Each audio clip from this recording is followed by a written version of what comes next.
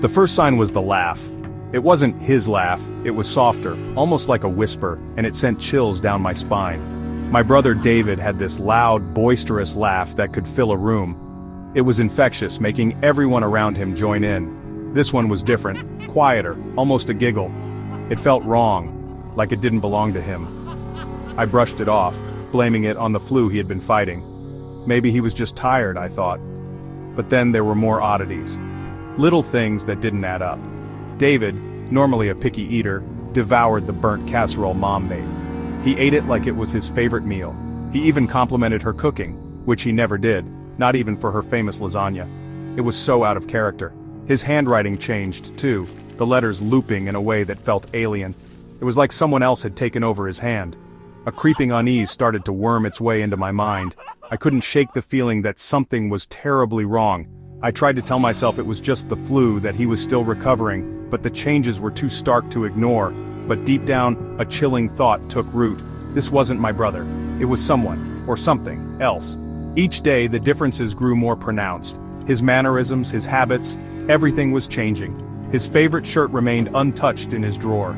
He didn't even glance at it. He hummed unfamiliar tunes under his breath, songs I had never heard before. Even the way he walked, with a slight limp he never had before, fueled the fear gnawing at my insides. Something was terribly wrong, and I couldn't ignore it any longer.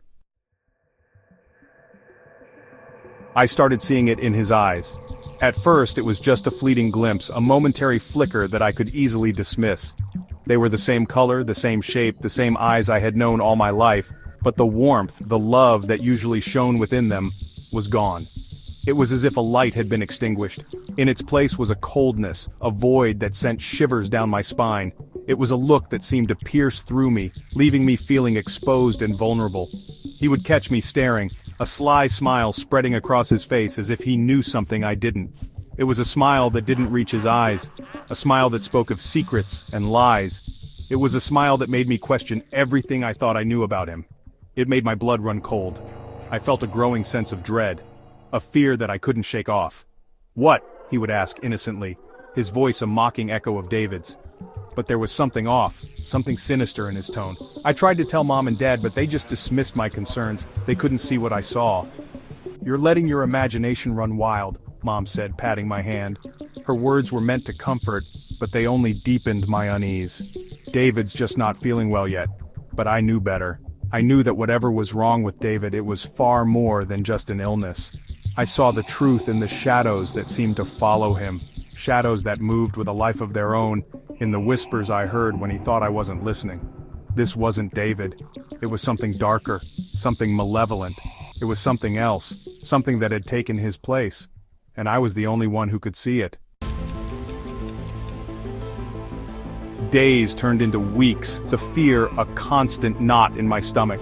The imposter had settled into David's life seamlessly, mimicking his mannerisms, his speech, but the eyes, those cold, empty eyes, betrayed the charade. One night, I woke up from a nightmare, my heart pounding. I looked over at David's bed. He wasn't there. A chill ran down my spine as I crept out of my room and followed the sound of his voice downstairs.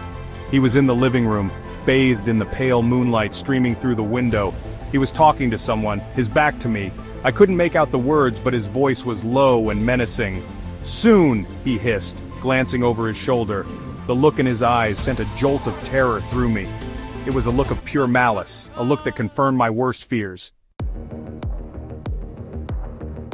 He turned back to whomever he was speaking with. That's when I saw it. A glimmer of something metallic behind his ear, like a sliver of polished steel. I strained to see better, my heart pounding in my chest. "Don't worry," he continued, his voice a sinister whisper. "It won't be long now. They'll never suspect a thing." He chuckled, a chilling sound that sent shivers down my spine. I had to get help, had to tell someone what was happening. I backed away slowly, my eyes glued to the metallic glint behind his ear. As I turned to run, my foot caught on the rug.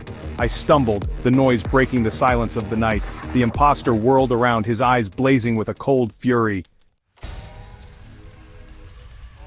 "You weren't supposed to see that!" he snarled, taking a step toward me. His eyes were filled with a rage I had never seen before, and it sent chills down my spine.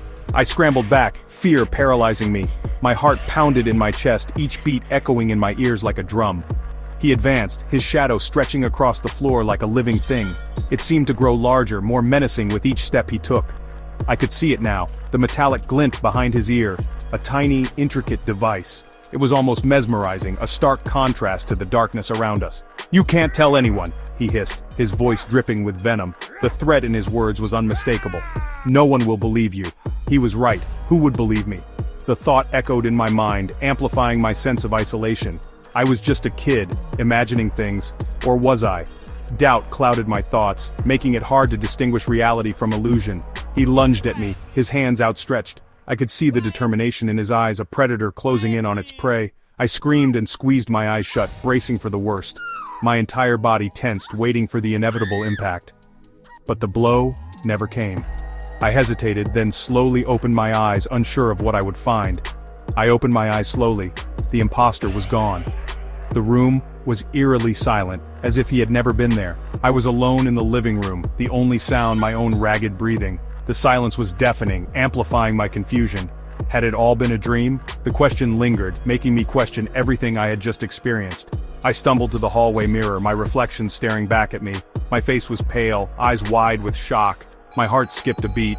The realization hit me like a ton of bricks. Behind my ear where the imposter's device had been, I saw a faint metallic glint. It was real. It had all been real.